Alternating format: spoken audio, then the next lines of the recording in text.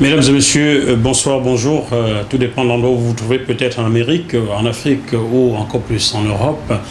Nous sommes sur JMTV+, et nous recevons aujourd'hui, 1er septembre 2016, au lendemain de la proclamation des résultats des présidentielles au Gabon, Rodrigue Amidou, qui est gabonais, qui est, on va le dire sans se le cacher, Rodrigue, qui est pro-Ali Bongo. C'est comme ça que je l'ai rencontré quelque part à Paris. J'ai couvert un événement qui soutenait l'action d'Ali Bongo avant les élections. Et Rodrigue tenait des propositions qui m'ont interpellé. Et c'est la raison pour laquelle, au lendemain de la proclamation de la réélection d'Ali Bongo Ondimba à la tête de la République du Gabon, j'ai pensé à inviter Rodrigue pour qu'on en discute. Bonsoir Rodrigue. Bonsoir. Comment ça va? Très bien. Forcément très bien. Oui, très bien. Franchement, oui. Je suis très content parce on a la banane, hein? On a la banane parce que notre champion a gagné. Écoutez, et on a la banane parce que c'est une élection très dure. Déjà, les conditions de l'élection furent particulières parce que le président Ali Bongo Ondimba avait pris les mesures pour que cette élection soit transparente, soit reconnue à l'international et que tous les Gabonais s'y reconnaissent dans cette élection. Et ce fut le cas. Et aujourd'hui, j'en suis fier. Je tiens d'abord personnellement à féliciter le peuple gabonais à ce choix décisif et un choix qui rentre dans l'air du temps. Parce que le président Ali Bongo Ondimba correspond à l'air du temps. Correspond à l'heure du temps. Lequel peuple gabonais félicitez-vous? Celui qui, dans la rue, dénonce un trucage des élections, souhaite le départ d'Ali Bongo, ne veut de tout sauf des bongos, ou un autre peuple que nous n'avons pas vu à travers les médias? Mais je tiens à vous dire une chose qui est devenue une tradition en Afrique. Chaque fois qu'on organise les élections en Afrique, lorsqu'on déclare un vainqueur, une partie de la population n'est pas d'accord. Aujourd'hui, au niveau du Gabon, ce n'est pas le peuple gabonais qui descend dans les rues, c'est des groupuscules. Des personnes qui sont motivées par la haine, des personnes qui sont animées par une passion démesurée. Parfois, on peut les comprendre parce que les personnes qu'ils soutiennent n'ont pas fait le travail pédagogique qui est nécessaire pour comprendre qu'en fait, une démocratie n'est pas faite sur la base de la haine. Une démocratie est faite sur la base de la discussion au niveau des idées. Le partage d'un idéal, parce que tous les deux, quand on veut un bien-être, on veut le meilleur du Gabon, on veut que le Gabon se développe, on veut moderniser nos institutions, on veut que les Gabonais aient une vie meilleure. Pour ça, de part et d'autre, les deux camps doivent faire ce travail. Je pense que vous avez vu la sérénité du camp du président Ali Bongo Ondimba pendant l'attente des résultats officiels. On aurait pu faire comme les autres, on aurait pu se précipiter pour déclarer que notre candidat était le gagnant. Mais on a adhéré à un processus démocratique. Tous les deux camps ont adhéré à un processus démocratique. Il fallait que nous montrons un exemple. C'est-à-dire qu'il fallait attendre que l'organisme qu'on a choisi pour déclarer le candidat déclare qui était le vainqueur. Aujourd'hui, on est dans une situation où je pense que les personnes qui sont en face de nous doivent prendre leurs responsabilités. Le camp d'en face doit prendre ses responsabilités. Qu'est-ce que cela signifie? Je pense qu'en fait, lorsqu'on adhère à un processus démocratique, on doit comprendre qu'en fait, on s'engage. S'engager c'est quoi? C'est on prend ses responsabilités dans tout le processus. Aujourd'hui, en fait, au Gabon, on en montre au monde et surtout à la sous-région, à l'Afrique tout entier, qu'en fait, aujourd'hui, on peut organiser les élections transparentes au niveau du Gabon. On a invité près de 1000 observateurs étrangers qui sont venus, qui étaient libres de se déplacer dans les différents bureaux de vote. On les a pas empêchés. Aujourd'hui, on a créé un organisme où tous les parties prenantes à cette élection étaient présentes. Donc, les Gabonais, même, ont eu la possibilité pour certains d'entre eux qui, aujourd'hui, on a les médias, on a aujourd'hui les smartphones, on a les téléphones, ils pouvaient suivre le décompte des élections minute par minute. Donc aujourd'hui, tout le monde était au fait dans cette élection. Donc pour moi, déjà, il faut féliciter l'organisation de l'élection, il faut féliciter le déroulement de l'élection et il faut féliciter le vainqueur. C'est ça l'esprit démocratique. Alors, Rodrigue Amidou, il y a quelque chose qui me turlupine au-delà de moi, le monde entier. Combien d'habitants compte votre pays? Écoutez, aujourd'hui, on est autour des 1 600 000, 1 800 000. 1 600 000. Oui. on suppose qu'il y a des enfants et la majorité de la population gabonaise est jeune. Elle est très jeune, oui. Très très jeune. Oui. Hein. Ça veut dire que chez la majorité dans votre pays est de quel âge?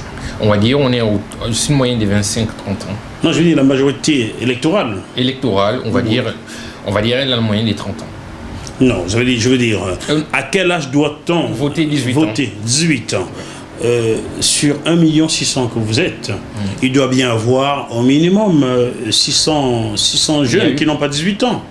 Mais bien sûr, en fait, écoutez, les chiffres ont été clairs, les chiffres ont été indiqués. Il y a eu 628 000 inscrits. Combien de votants? Et il y a eu 59 000 votants. 59 000. 59 000, non, 51%, pardon. 59%. Des votants. Donc, ça veut dire qu'on a dû se retrouver autour de 600 et poussières de millions, on a dû se retrouver autour de 400 et poussières de 400 000 personnes qui ont voté. Bien sûr.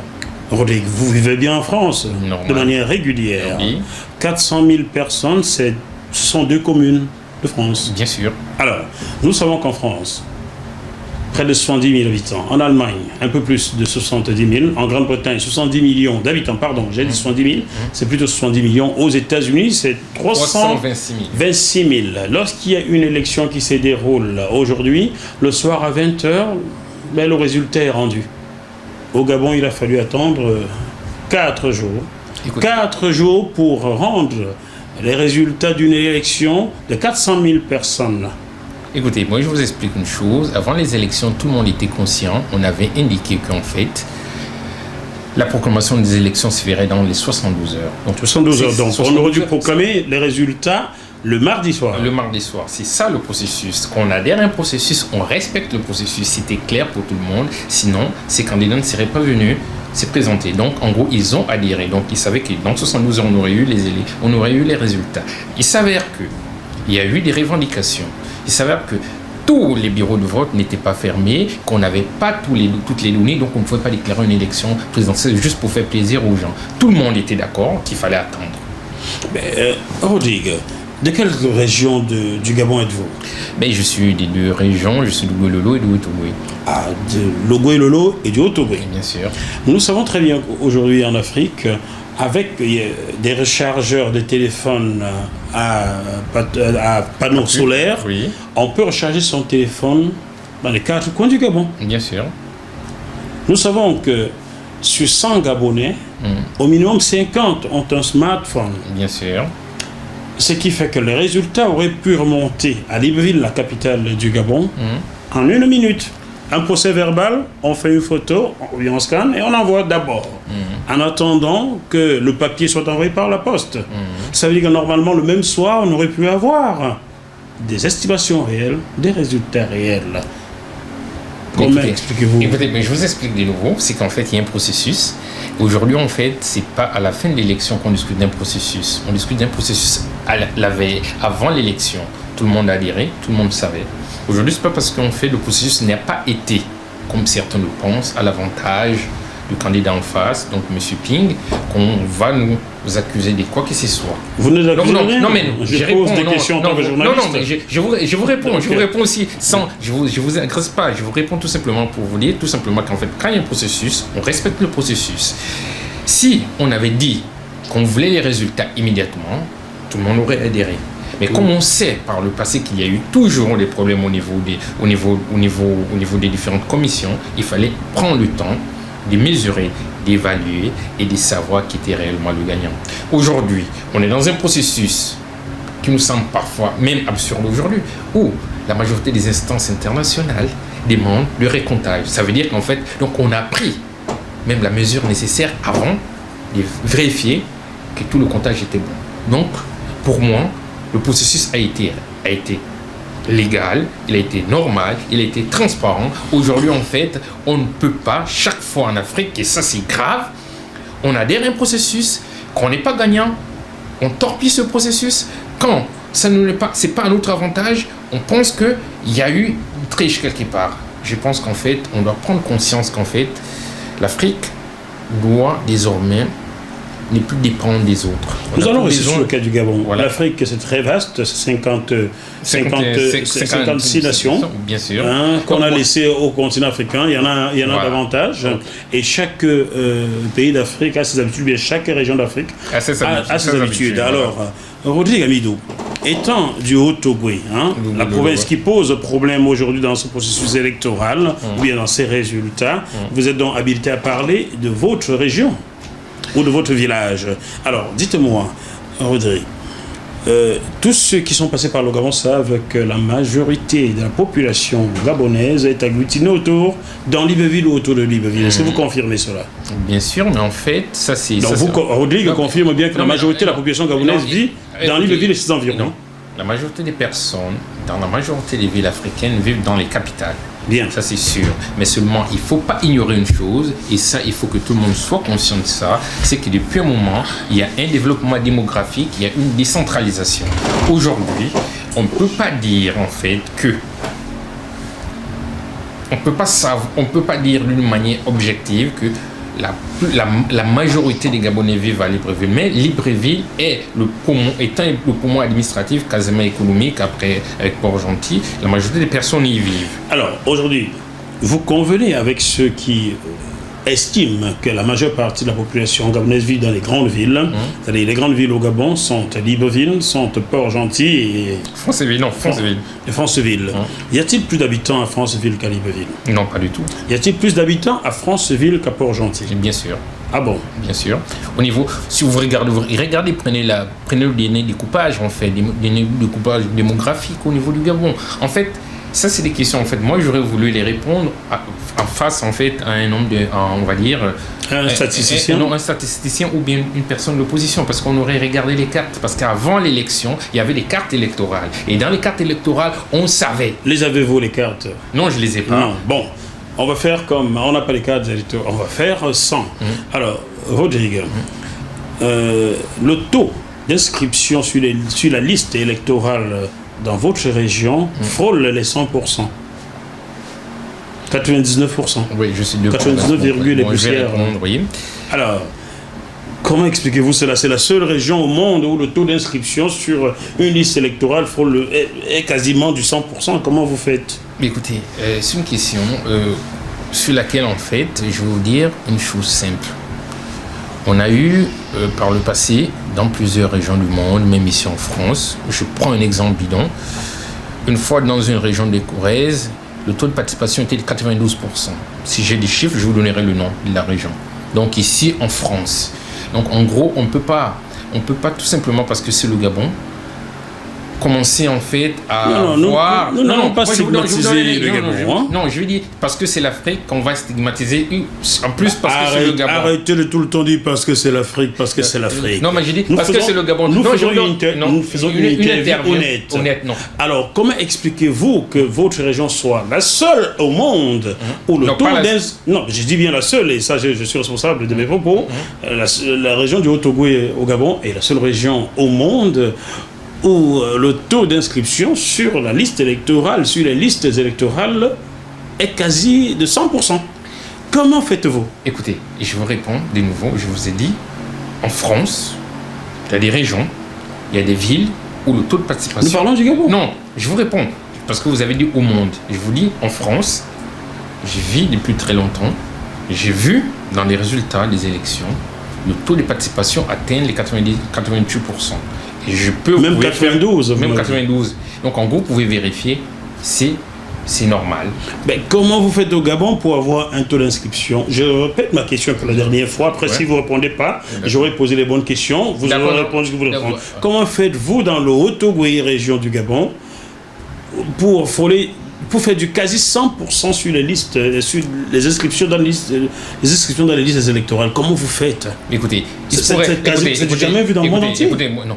Ne dites pas c'est du jamais vu. Non, ne dites pas c'est du jamais vu dans le monde entier, non. Ça, en fait, je vais répondre à votre question, mais je refuse le mot c'est du jamais vu dans le monde entier. D'accord, refusez-le, je l'enlève. Non. Alors, répondez à ma question simplement. Comment faites-vous? Moi, je vous dis une chose, les gens votent par rapport aux enjeux. par rapport... Comment faites-vous pour que le taux d'inscription sur les listes soit de 99,99%? Écoutez, vous me laissez pas répondre. Parce que vous répondez à côté. Non, je ne réponds pas à côté. Alors, je vous comment réponds, comment avez-vous messieurs, fait? le degré de motivation des personnes inscrites sur une liste électorale dépend des enjeux. Si l'enjeu est important et que ces personnes ont été motivées dans toutes les régions du monde... Bon. Chers téléspectateurs, vous avez compris que dans cette région du Gabon, les paralysés vont s'inscrire, les malades vont s'inscrire, les vieillards vont s'inscrire, bref, même les bébés vont s'inscrire, car sur 100 personnes dans l'Otogo, quasiment 99,90 se sont inscrites sur une liste électorale. Non, c'est pas ce qui a été dit, monsieur. C'est pas ce qui a été dit. Je vous pose des bonnes questions, vous ne voulez pas répondre, je vais continuer. Non, c'est pas ce qui a été dit et c'est pas ce qui a été inscrit. Si vous regardez mieux les deux comptes des voix. Donc aujourd'hui, en fait, ce qu'il faut, c'est quoi? C'est qu'en fait, il faut que des part et d'autre au niveau du Gabon et des part ou d'autre au niveau de nos compatriotes, certains compatriotes africains, qu'on comprenne la réalité. C'est qu'en fait, il y a le nombre de personnes qui ont été inscrites. Ce nombre de personnes qui ont été inscrites, parmi elles, oui, il y a eu un taux de participation très élevé. Oui, normal, ça peut arriver, ça arrive dans toutes les régions du monde. Aujourd'hui, chaque fois qu'il y a des élections, qu'elles soient aux États-Unis, qu'elles soient en Russie, qu'elles soient en France, il y a certaines régions qui votent plus que le Mais il y a des reste. références africaines, ce serait bien pour les Africains. Nous parlons de l'Afrique. Non, mais par rapport à l'Afrique, aujourd'hui, en fait, moi, je ne veux pas créer de polémiques. Parce qu'en fait, pourquoi je ne créerai pas de polémiques? Parce qu'en fait, si je prends certaines régions africaines où les gens, le taux de participation parfois dans certaines élections est aussi élevé que celui du Haut-Togo ou bien certaines régions au Gabon, on me dira que ces pays sont... Rodrigue Amidou, même chez Sassou Nguesso qui gagne des élections avec 98%, et le taux d'inscription sur les listes électorales n'est pas de 100%. Donc le Gabon est un cas particulièrement à part. Nous allons poursuivre, nous n'allons pas passer la nuit là-dessus. Non, bien sûr. Les téléspectateurs ont compris, j'ai posé la bonne question, la réponse, chacun en jugera. Chacun appréciera, voilà. C'est par rapport à la motivation. Rodrigue, nous allons poursuivre. Alors, après les inscriptions sur la liste électorale, vient maintenant le vote des inscrits. Quasiment 99% a voté pour Ali. Comment ça se fait? Écoutez, c'est normal. Pour votre candidat, comment ça se fait? Écoutez, c'est normal. Là, vous me posez une question tout simplement faite au niveau du Haut-Togo. Et moi, je souhaiterais plutôt, en fait, pour ce genre de questions, il faut prendre, en fait, on va dire, les votes dans tout le Gabon et regarder dans les régions. Par rapport à certaines régions. Je vous réponds. Rodrigue Amidou, je préfère rester sur cette région qui pose problème aujourd'hui. Non. Les autres régions n'en posent pas. Non, écoutez. Parce que, en fait, si les gens qui disent, écoutez-moi, les gens qui disent que cette région pose problème, c'est parce que ce sont les gens qui parlent pour cette région. Mais ce ne sont pas les gens qui disent, les chiffres. Non, écoutez.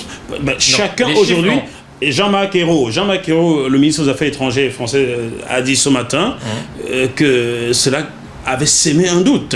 Ce taux d'inscription sur les listes électorales dans le Haut-Togo, le pourcentage de vote en faveur du président réélu Ali Bongo Ondimba, c'est mais un doute à quelque part. Alors 99% des inscrits, 99% de votés pour Ali Bongo, ça veut dire que dans ce village, 95 c'est quasiment du 100%. Dans ce village-là, tout le monde est... Non, je vais vous répondre franchement. Même chez Paul Biya à San Mélima, tout le monde n'est pas pour lui. Non, écoutez, je vais vous répondre très sincèrement. Déjà, par rapport à Ayrault, je pense qu'en fait, les Gabonais sont suffisamment adultes pour régler leurs problèmes internes par eux-mêmes. Il ne faut pas que les personnes à l'extérieur interviennent ou interfèrent dans les affaires du Gabon pour mettre le feu ou bien pour douter. En France, la France est une grande démocratie et je respecte la France. Ayrault fait partie du Parti socialiste. Il y a 4 ans, il y a eu des groupes, avant les élections présidentielles, quand il y a eu le problème du premier secrétaire entre Ségolène Royal et Martine Aubry, le Parti socialiste n'a pas été un modèle de démocratie. Donc, ils n'ont pas de leçon de morale à donner aux gens. Je tenais juste à dire... Jean-Marc Ayrault, en tant que personne, a le droit de donner son opinion. Il a le droit de donner son opinion en tant que personne, mais ayant un poste régalien des ministres des Affaires étrangères français, il n'a pas le droit de s'immiscer de cette manière dans la proclamation des élections présidentielles au Gabon, parce que M. Ayrault doit comprendre que tous les candidats ont adhéré au processus démocratique au Gabon. Donc moi, je tenais juste à dire, parce qu'en fait, je voulais aussi revenir sur votre question tout à l'heure. Vous savez, une élection présidentielle dans tous les pays du monde, je défie qui que ce soit à venir me dire que ça a été parfait. C'est jamais parfait, même aux États-Unis, même en Angleterre, partout. Il y a toujours des personnes qui ne sont pas contentes. Personnes qui ne sont pas contentes parce que ça ne correspond pas à ce qu'ils voulaient faire. Aujourd'hui, chaque fois on dit, le peuple nord-américain aux États-Unis s'est fait tout le temps flouer dans les élections présidentielles aux États-Unis. C'est pas pour autant que l'élection présidentielle aux États-Unis n'est pas démocratique. Nous savons ce qui passait entre Al Gore et George Bush. Nous savons ce qui s'est passé entre Al Gore et George Bush. Donc aujourd'hui, en fait, moi j'appelle juste à la responsabilité ou surtout à une prise de recul. Il y a un processus démocratique qui est insoufflé au niveau du Gabon. On est en train de prendre toutes les mesures pour que dans l'avenir, ce processus démocratique devient de plus en plus transparent. On ne peut pas demander au Gabon du jour au lendemain de devenir une démocratie parfaite. Ce serait en fait une ineptie parce que certains pays qui veulent même que le Gabon devienne une démocratie parfaite n'arrivent même pas à installer chez eux une démocratie parfaite. Donc aujourd'hui, moi j'ai dit tout simplement qu'on doit respecter déjà le suffrage du peuple gabonais et respecter le choix du peuple gabonais. Et j'ajouterai une chose, que c'est d'abord une responsabilité du peuple gabonais et des Gabonais et des Africains à comprendre qu'en fait, les peuples africains et le peuple gabonais dans cet événement a commencé à initier un processus démocratique qui est responsable, qui fut transparent et qui, moi je pense, dans l'avenir, servira de modèle. Aujourd'hui, en fait, moi ce que je refuse, c'est quoi? C'est lorsqu'on veut stigmatiser ou bien on veut prendre un petit détail pour en faire un problème. L'élection s'est passée dans les 9 régions du Gabon, pas des régions, au Gabon on ne parle pas des régions, pas des provinces, 9 provinces du Gabon. Donc si on veut regarder, alors regardons toutes les 9 provinces. Bien, on va pas s'éterniser là-dessus parce qu'il y a une seule province qui pose problème. On ne parlera pas du Wallon-Thème car il n'y a pas de problème dans ce coin. Si, il y a le problème. Moi je ne vois pas, j'en ai pas vu. Non, il y a eu des problèmes dans le Wallon-Thème. Il y a 17 000, si vous avez suivi les interviews, il y a 17 000 votes qui sont contentieux. Donc en gros, je voulais tout simplement vous rappeler qu'en fait, si on joue au jeu du chat et la souris, on n'en sortira. On s'en sortira pas parce qu'en fait, c'est Connaissez-vous Chantal Miboto? Écoutez, c'est une compatriote. C'est une compatriote. Alors, il se dit dans des médias que nous avons tous suivi aujourd'hui qu'elle a été appréhendée ces jours-ci par le régime d'Ali Bongo. Est-ce vrai ou faux? Écoutez, je ne ferai pas des commentaires. Le Gabon, jusqu'à maintenant, je pense que depuis l'instauration de la démocratie, le Gabon essaie d'être le pays qui respecte les libertés et tout un chacun. Bon, tout simplement. Aujourd'hui, non, moi je vous réponds. Est-ce vrai ou faux que Chantal Miboto a été arrêtée? Je ne peux pas répondre à cette question parce que je n'ai pas ces informations. Très bien. Avez-vous regardé les médias aujourd'hui? Les médias français, nous sommes en France. J'ai regardé les médias français. Quels médias avez-vous regardé qui parlaient du Gabon? J'ai regardé France 24, j'ai regardé BBC, j'ai regardé BFM TV. Avez-vous constaté qu'il y a eu des morts au Gabon? J'ai constaté qu'il y a eu des morts. Et ces morts, en fait, le porte-parole du gouvernement du Gabon les avait déjà annoncés. Il y a eu 2 morts. Il y a eu 2 morts? Oui. Comment sont-ils morts? Écoutez, dans tous les états. Comment sont-ils morts? Non, je vous réponds. Dans tous les états, je comprends, mais comment sont-ils morts? Sont-ils tombés d'un camion? Non, écoutez, ces personnes s'est trouvées dans le QG de M. Ping. Et ces personnes font partie des criminels qui ont brûlé l'Assemblée nationale. Les forces de l'ordre ont fait leur travail, les ont suivis et se sont retrouvés dans le QG de Ping. Et ça a dégénéré. Est-ce donc devant le QG de Ping ou devant l'Assemblée nationale qu'ils sont morts? Écoutez, suivant les dernières informations que j'ai, je pense que c'est au niveau du QG de Ping.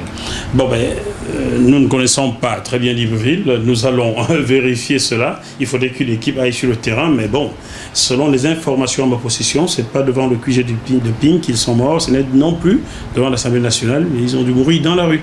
Et s'ils sont morts dans la rue, qu'est-ce qui s'est passé? Comment sont-ils morts? Je vous repose la question. Mais écoutez, moi, je ne peux pas répondre à cette question. Ont-ils reçu des balles? Non, très sincèrement, moi, je ne peux pas répondre à cette question parce que je n'ai pas des informations suffisantes. J'ai juste, en fait, comme vous dites, des informations de plusieurs médias. Ben, écoutez, le Gabon est morts. Vous dites que les forces de l'ordre ont fait leur travail. Mais écoutez, de quelle façon? j'ai dit en fait, on dit ces personnes sont tombées parce qu'ils ont reçu des balles. Des balles. Des balles. Des balles de qui? Les balles, en fait, forcément des forces de l'ordre, mais si vous n'allez pas me reposer la même question. Les forces de l'ordre. Écoutez, alors, les forces de l'ordre ont ouvert le feu sur la population gabonaise. Non, les forces de l'ordre n'ont pas ouvert le feu sur la population parce gabonaise. Parce qu'un peuple qui manifeste sans armes, qu'on lui tire dessus, c'est quand même pas... Mais si vous ne pouvez pas dire ça, même ici en France, on a eu en fait différentes manifestations. Parfois, dans les manifestations, il y a des accidents qui arrivent. Nous parlons. Donc, en gros, écoutez. Pourquoi je vous donne cet exemple? Tout le temps, vous revenez sur la France. Oui. Vous ne parlez jamais de la Russie. C'est parce que vous vivez en France. Parlons du Gabon. Aujourd'hui, c'est le Gabon qui fait l'actualité. Oui. Alors, il y a eu des morts. Oui. Des morts. Oui. Comment sont-ils morts? Ils ont reçu des balles. Des balles de qui? Des forces de l'ordre. Oui. Alors, comment peut-on tirer sur un peuple qui manifeste sans avoir d'armes dans les mains? Mais comment vous savez? Comment pouvez-vous avancer ce genre de propos, messieurs? Aujourd'hui, je vous réponds, le Gabon est un état de droit. Il y a des morts. Toutes les investigations vont être faites pour savoir comment ces personnes sont mortes. Voilà. C'est comme ça, c'est la seule réponse que je peux vous donner. Ah bon, vous avez dit qu'ils ont reçu des balles, vous l'avez dit, c'est enregistré. Ils ont reçu des balles de qui? Voilà, je vous ai dit. Des forces de l'ordre. Bon, très bien. Maintenant, Ali Bongo est réélu. Il va sans doute passer ce mandat, poursuivre ce mandat de 7 ans. Là, y a-t-il une limitation de mandat dans votre pays? Écoutez, la constitution gabonaise actuellement ne prévoit pas une limitation de mandat. Ça veut dire qu'on pourrait assister à un Omar Bongo bis alors? Mais on ne peut pas dire Ali Bongo n'est pas Omar Bongo. Non, on pourrait assister, on pourrait. Écoutez, assister à Omar Bongo bis, s'il n'y a pas de limitation de mandat, il pourrait gagner dans 7 ans et en prendre encore pour 21 ans. Moi, je ne peux pas répondre à la place du président. Surtout qu'il est jeune, il est jeune et dynamique. Écoutez, j'insiste, je ne peux pas répondre à la place du président Ali Bongo Ondimba. Lui-même, au temps venu, décidera de ce qu'il fera. Si le peuple gabonais pense qu'il est à même, qu'il est capable de diriger le Gabon, de permettre en fait à ce que le Gabon rentre dans ce monde très contraignant, ce monde très globalisé, avec des très nombreux défis, ce serait à son appréciation. Toutefois, je pense qu'aujourd'hui, ce n'est pas la question. Vous êtes en France, Roger Gabidou, vous êtes chef d'entreprise, est-ce que je me trompe? Oui, entrepreneur, chef d'entreprise. Entrepreneur et chef d'entreprise, dans quel secteur exactement? Je suis dans la finance et le conseil. La finance et le conseil. Vous avez une entreprise à vous donc? Oui, bien sûr. Qui s'appelle H&M. H&M, qui est basée où? Et elle est basée à Paris et à Londres. À Paris et à Londres, donc on pourra voir les locaux. Non, vous pouvez voir les locaux, vous avez tout. C'est transparent en fait, c'est l'avantage qu'on a en Europe. C'est-à-dire lorsqu'on a une société, elle est visible partout. Alors, pas le chiffre d'affaires, le capital... Le capital, il est de 15 000 euros. De 15 000 euros. Oui. Est-ce que le boulot nourrit bien son âme? Mais écoutez, je me débrouille comme la majorité des personnes ici en Europe. Est-ce que la petite entreprise ne connaît pas la crise? Non, pas du tout. Je me débrouille, c'est le conseil. Vous vous débrouillez très bien. Vous conseillez donc plusieurs chefs d'entreprise? Mais bien sûr, en tant que chef, j'ai fait les affaires depuis 2004. J'ai toujours eu mes entreprises. So that you are like Ali Bongo, you do speak English and yes, French. I do. Yes, I do. That's why you do support Ali Bongo. No, because you are the same. No, not the same. Isn't it? No, not the way. Okay. The next time you are going to take, no, I don't have to say that. On va revenir en anglais car le Gabon est un pays francophone. Ouais. Est un pays francophone. Alors, je vous ai écouté il y a de cela 8 jours. Vous décrétiez que si Ali Bongo était réélu, ce qui est désormais le cas, vous créerez 100 postes d'emploi durant les 100 premiers jours de sa mandature. Bien sûr. Vous amènerez au Gabon 100 chefs d'entreprise durant les 100 premiers jours de sa mandature. Le processus est déjà en cours. Le Gabon est un pays exceptionnel et formidable, comme dirait quelqu'un, car il s'y passe des choses qu'on n'avait jamais ailleurs. Comment comptez-vous vous y prendre pour amener 100 chefs d'entreprise au Gabon durant les 100 premiers jours de la mandature d'Ali Bongo? Écoutez, la fois dernière, vous êtes venu en fait à la soirée que j'ai organisée. Les entrepreneurs. J'ai été invité. Vous avez été invité. Il vaut mieux le dire, j'ai été invité à couvrir un événement. Non, vous avez été invité. Non, vous avez été invité à cette soirée. Et pendant cette soirée, j'ai invité différents partenaires, surtout dans le domaine économique. Pourquoi? Parce qu'en fait, c'est un processus qu'on a initié depuis très longtemps. Et aujourd'hui, nous savons dans quel secteur d'activité nous devons créer immédiatement et rapidement l'emploi au Gabon. La fois dernière, vous avez écouté mon discours, vous l'avez suivi. Je me suis focalisé sur l'artisanat. Et aujourd'hui, j'ai des partenaires qui se sont engagés avec moi d'une manière pragmatique, concrète, à réaliser le plus rapidement possible les formations qui, rapidement, ouvrent la voie à l'emploi des jeunes Gabonais. Et là-dessus, on s'est dit que l'action et les mesures, surtout au niveau du coût d'investissement du Gabon, sont très favorables à ce que nous menions ce genre d'action. Aujourd'hui, en fait, sur les 100 jours de la candidature du président Ali Bongo Ondimba, mes partenaires et moi, nous avons ciblé un domaine très précis. Lequel? On est dans le domaine du bâtiment. Le domaine assez saturé quand même dans votre pays. Non, parce qu'en fait, nous viendrons avec un nouveau concept. Notre concept, ce serait au niveau de la construction de maisons. Et aujourd'hui, je ne peux pas le dévoiler de suite parce qu'en fait, j'organiserai juste après la calmie des élections, on va dire, des ateliers ouverts à tous les Africains, à tous les Gabonais et à tous les différents partenaires européens qui viendront voir comment nous organiserons nos ateliers et comment nous rendrons en fait nos engagements objectifs et concrets. Bien. Donc, Ali Bongo a été proclamé réélu hier. Cela fait 2 jours en moins sur les 100. Quand est-ce que vous allez au Gabon? Écoutez, on est censé partir au Gabon au début du mois d'octobre. Et avant, dans les 3 semaines à venir, nous organiserons les ateliers des rencontres, où nous créerons ce que nous appelons des leads. Ça veut dire, dans chaque secteur d'activité, nous créerons en fait, nous prendrons une société partenaire qui mènera des actions concrètes et ponctuelles au niveau du Gabon et qui choisira un nombre de Gabonais qu'ils formeront. Aujourd'hui, en fait, j'ai un engagement ferme de certaines sociétés dont je garde le nom par discrétion, qui prendra, on fera une sélection dans les différentes provinces du Gabon. On sélectionnera une trentaine de personnes qui viendront aussi en France pendant 2-3 mois, qui recevront une formation précise, un domaine bien précis, qui répartiront au Gabon, qui travailleront directement. Et ce serait le même partenaire qui les embauchera. Voilà. Ah bon, le même partenaire les embauchera au Gabon. Mais pourquoi ne pas les former sur place? Non, parce qu'en fait, aujourd'hui, on n'a pas d'une structure au Gabon qui peut les former. Ici, en fait, lorsqu'ils viendront, ils rentreront directement dans les ateliers de mon partenaire parce qu'ils possèdent déjà des gros ateliers en France. Donc, ils sauront travailler, ils sauront prendre des compétences, ils sauront rentrer en fait dans la logique de compétitivité que veut mon partenaire et que mon partenaire veut installer au Gabon parce qu'il veut que les Gabonais aient le même niveau de compétitivité que les Asiatiques, que les Européens, que les Américains. C'est un beau programme, ça. C'est un très bon programme. Ça semble irréaliste. Mais on verra. Mais écoutez, qui n'ose pas, qui n'ose rien n'a rien. Et moi, je pense qu'aujourd'hui, en fait, on est dans une logique, dans une dynamique au Gabon où on ose, on croit au Gabon, on pense qu'on peut prospérer au Gabon. Qu'est-ce qui vous fait courir, Rodrigue Abidou? Écoutez, moi, c'est ma passion pour le Gabon et ma passion pour le peuple gabonais, surtout la jeunesse gabonaise qui est très dynamique. Et la jeunesse gabonaise, c'est un peu le reflet un peu de toute la jeunesse africaine. Elle en veut. Et elle veut oser le monde, elle croit aujourd'hui au monde, elle veut vivre comme les autres, elle veut être heureuse. Et pour qu'elle soit heureuse, il faut que ses conditions économiques s'améliorent. Avez-vous des ambitions politiques? Pas du tout. Personnellement, aujourd'hui, je m'intéresse un peu plus sur le volet économique. Je verrai avec le temps, mais c'est le temps qui le dira. Quel âge avez-vous?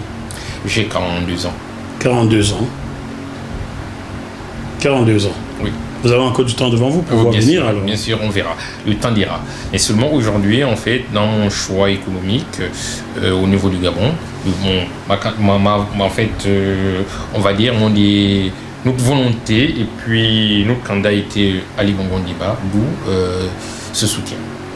Alors regardez cette caméra et dites-nous ce qu'on doit souhaiter à votre pays au lendemain de ces élections, de la proclamation de ces résultats et l'embrasement que les choses ont pris dans votre pays.